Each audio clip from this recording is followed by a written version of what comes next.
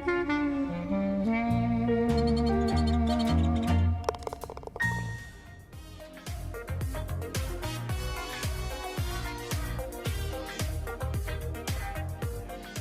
back to the show, everyone.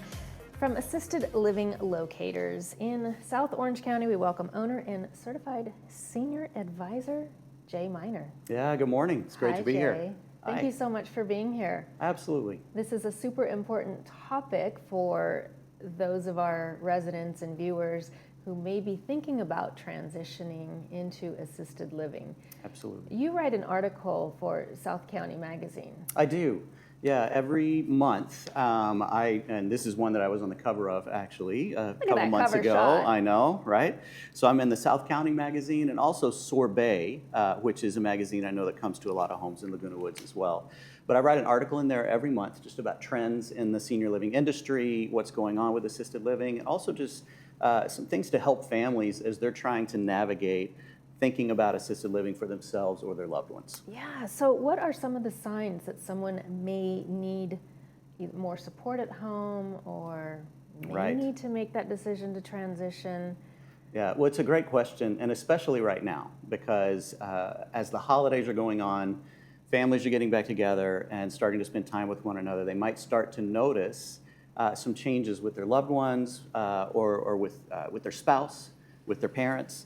And sometimes these changes are really subtle. It could be things just like the eating patterns might change, or different ways of approaching hygiene. You know, things about hygiene can start to slip, and it's not that people don't care. It's just that all of a sudden habits that have been ingrained for years are now all of a sudden different. That can be a sign. Medication management is also something that people really need to be careful of and kind of take a look at. That if you know, maybe someone who has handled their medication really well for years and years, all of a sudden is starting to forget doses that they need to take or not keeping track of it, which can actually be a pretty big health risk as well. Absolutely. So yeah, those are some of the things that you can look out for, as well as the social and emotional aspects of it. You know, maybe starting to withdraw more, and someone is not as willing to kind of get out and do the things that they used to do. Those can also be signs that there are physical and emotional and cognitive changes that might be taking place that might lead people to start to consider looking at assisted living.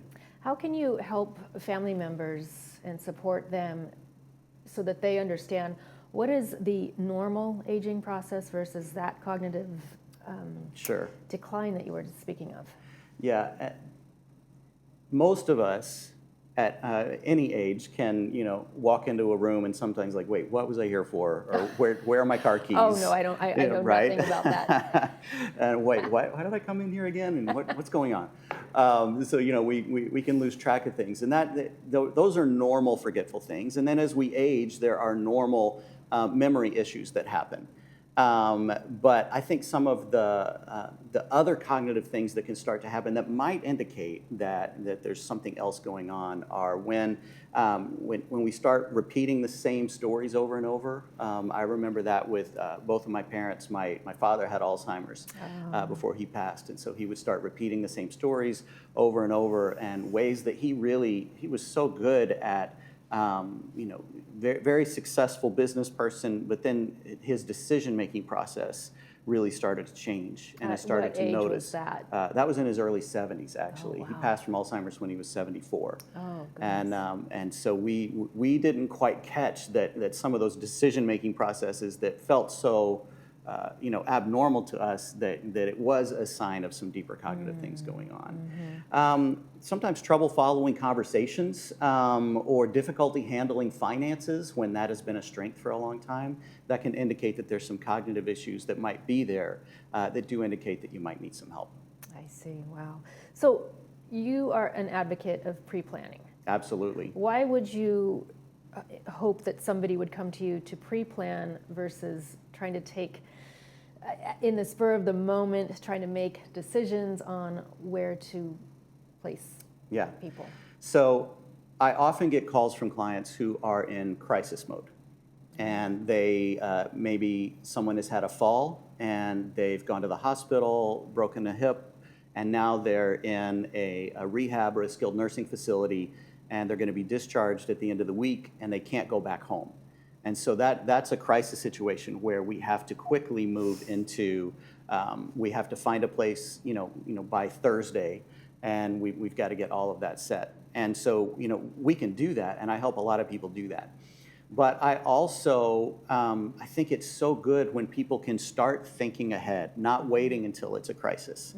I've got a lot of clients who are navigating at home right now with some in-home care. And there's great in-home care companies that can provide that care, that can come into the home for a few hours a week.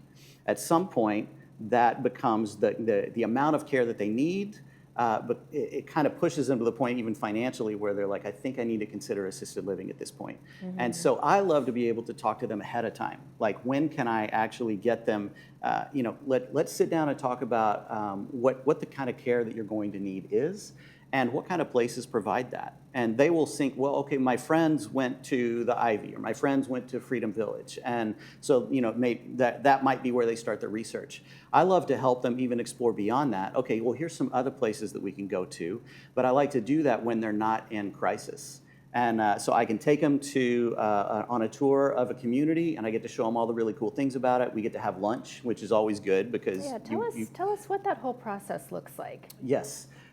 So when I'm helping a client look for a community, I will actually make all the phone calls for them. And this is one of the things I love about my job, is that I get to help people make this whole process easier, because it's a super overwhelming thing.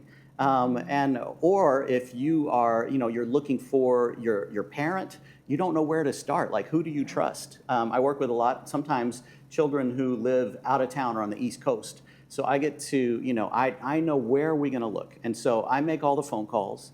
I do all the research. I know the places that have a good reputation with the Department of Social Services, and maybe the ones that might not be the best fit right now. I know the price difference for all of them. I know the ones that are really good at care for Parkinson's residents. And so I kind of know where we need to go for that. I also know from my clients who are really active, and they love to be super involved. They love to have art classes that are going on, and outings, and all of the different things. I know the communities that are going to be good for them. So I'll arrange a tour, and then I will take my clients to the tour. They don't have to make the calls. They don't have to set it up. I do all of that. And then I will even pick them up at their home, drive them to the community. I go with them on the tour, make sure they're asking the right questions, getting the right answers. And then I try to make sure that we have lunch, because you always want to check out the food. How's the food at these places? Oh, yes. And so we'll try that out. And then I help them afterwards kind of think through, okay, what were the pros and cons? So we'll look at 3 or 4 places like that, and sometimes over a period of a couple months, because it's helpful to take that time. Right. The beautiful thing about what I do too is that I get a referral fee from whatever one of these communities my clients choose. And so all that work that I do for my clients is totally at no cost. So it's free for Wonderful. them. All that work that I do. Takes all the guesswork out of it for them. Exactly. Yeah. And then they really feel like they land in a place that is fit for their lifestyle and their needs. Right. Yeah. I love this. Yeah. This is fantastic. I absolutely love it. Yeah. Well, I can see why. It's got to be very fulfilling to see sort of that joy come back, and that hesitation be far removed. Yes, absolutely. My dad was going through it. I wish that I had had someone to help me walk through this. And now I get to be in that position of helping other people go through this process, and I love it.